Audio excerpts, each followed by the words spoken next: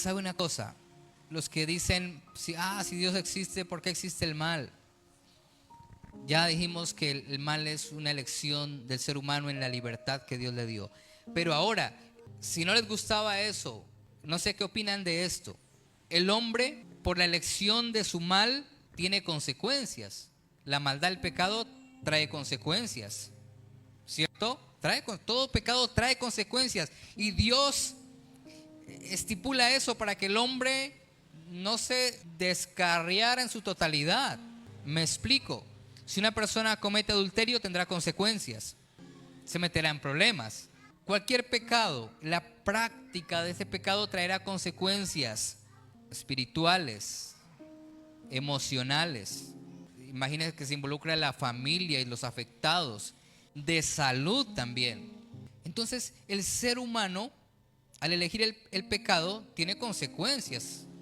Pero no solamente en esta tierra, sino que la consecuencia que alcanza al pecador es una consecuencia que trasciende a la eternidad.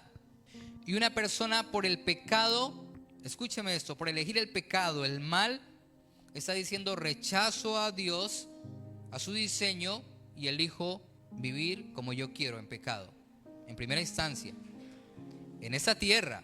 Pero si una persona muere en ese estado, continuará separado del Dios que rechazó para siempre.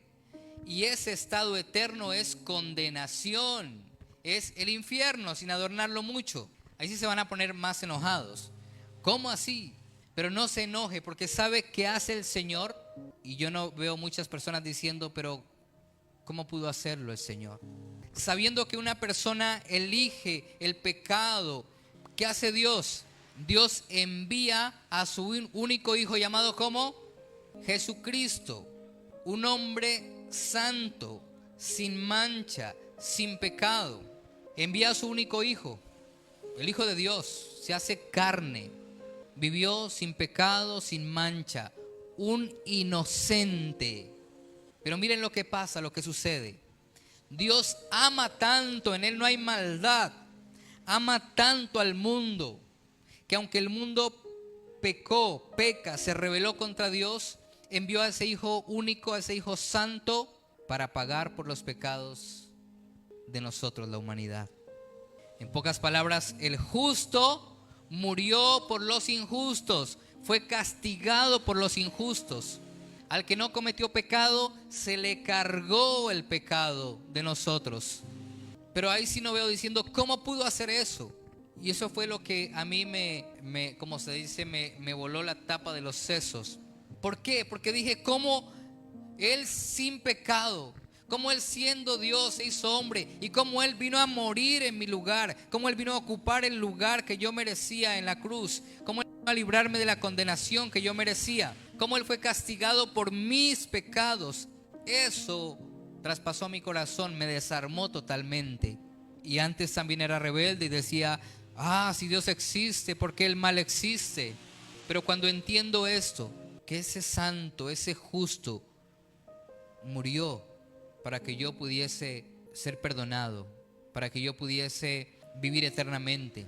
Eso, hermanos, saber eso no tiene excusa, porque aún al hombre, al ser humano en condición de pecado, por haber elegido el pecado, rebelarse contra Dios, Dios lo viene y lo busca y le ofrece una salida.